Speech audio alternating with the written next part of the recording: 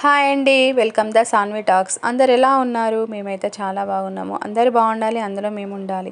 ఈరోజు అయితే మన ఛానల్లో, సాన్వి టాక్స్ ఛానల్లో అయితే చిన్నపిల్లలకి యూస్ఫుల్ అయ్యే టిప్ అయితే నేను చెప్తానండి. ఈ చలికాలంలో జలుబు చాలా ఎక్కువగా అవుతుంది. కొంతమంది పిల్లలు ఎంత మెడిసిన్ వాడినా కూడా అస్సలు తగ్గదు. ఈ మెడిసిన్ వాడకుండా మన ఇంట్లో ఉండే వస్తువుల రెమెడీ తోట అయితే ఒక చిన్న టిప్ చెప్తాను. ఈ చిన్న టిప్ ఫాలో అవడం వల్ల మన పిల్లలకైతే ఖచ్చితంగా జలుబు తక్కువ అయిపోతుంది. దీనికి కావాల్సిన ఇంగ్రీడియంట్స్ అండి, ఒక దోసల ప్యాన్ అండి, నెక్స్ట్ నువ్వుల నూనె లేకపోతే కొబ్బరి నూనె, తమలపాకులు, వెల్లుల్లి, కర్పూర బిళ్ళలు. మనం కొబ్బరి నూనె వాడుకోవచ్చు, లేకపోతే నువ్వుల నూనె వాడుకోవాలి.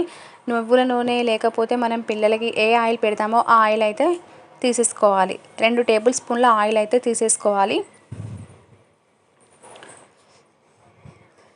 కర్పూర బిళ్ళలు 2 కూడా సరిపోతాయండి.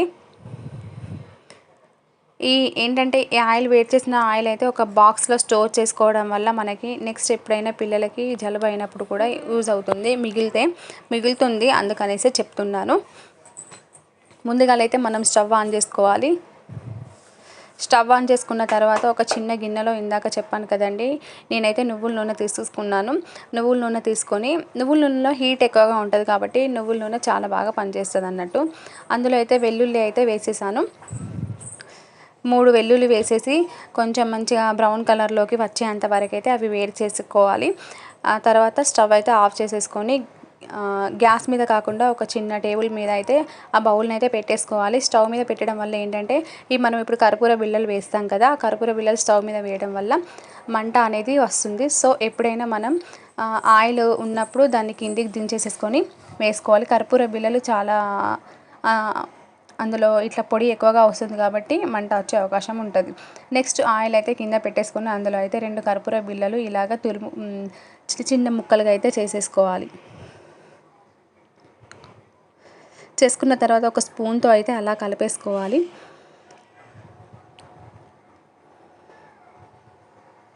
కలుపుకున్న తర్వాత నెక్స్ట్ ఒక ప్యాన్ పెట్టేసుకొని స్టవ్ ఆన్ చేసేసుకొని తమలపాకులను అయితే ఇలా వేడి చేసుకోవాలి.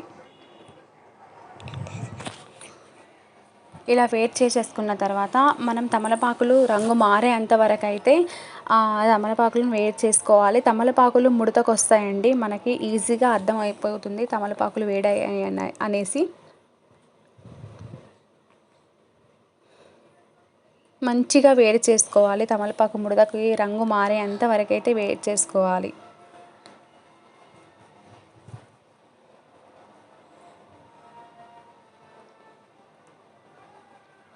చక్కగా ఇలా వేడి అయిన తమలపాకులను అయితే మనం మంచిగా వేడి చేసేసుకొని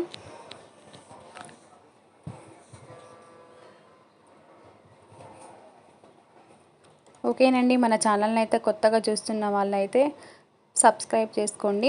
ఇలా రంగు మారిన తమలపాకులకైతే నువ్వుల నూనె వేడి చేసుకున్నాం కదా, వెల్లుల్లి రబ్బలేసి ఆ ఆయిల్ని అయితే ఇప్పుడు తమలపాకులకి మంచిగా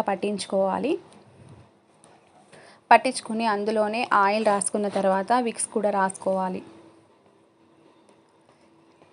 అలాగే 3 ఆకులకైతే ఇలా పట్టించుకోవాలి నూనెనైతే.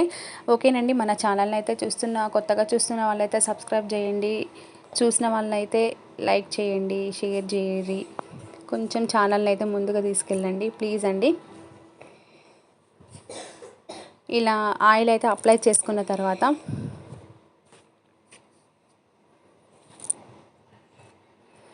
పిల్లలకి మాడ మీద అయితే ఇలా పెట్టేసుకోవాలి. ఒక 10-15 నిమిషాల తర్వాత అది తీసేసుకోవాలి. పిల్లలు ఆడుతుంటే ఆకులు అనేది పోతాయి. మన హ్యాండ్వేర్లో ఉంచుకొని పిల్లల్ని అయితే ఒక 10-15 నిమిషాలు ఉంచేసుకొని ఆకులను తీసేసుకోవడం వల్ల జలుబు అనేది విముక్తి పొందుతుంది. ఓకేనండి. మన ఛానల్ కనుక మీకు నచ్చినట్లయితే మన ఛానల్ని సబ్స్క్రైబ్ చేయర్రి.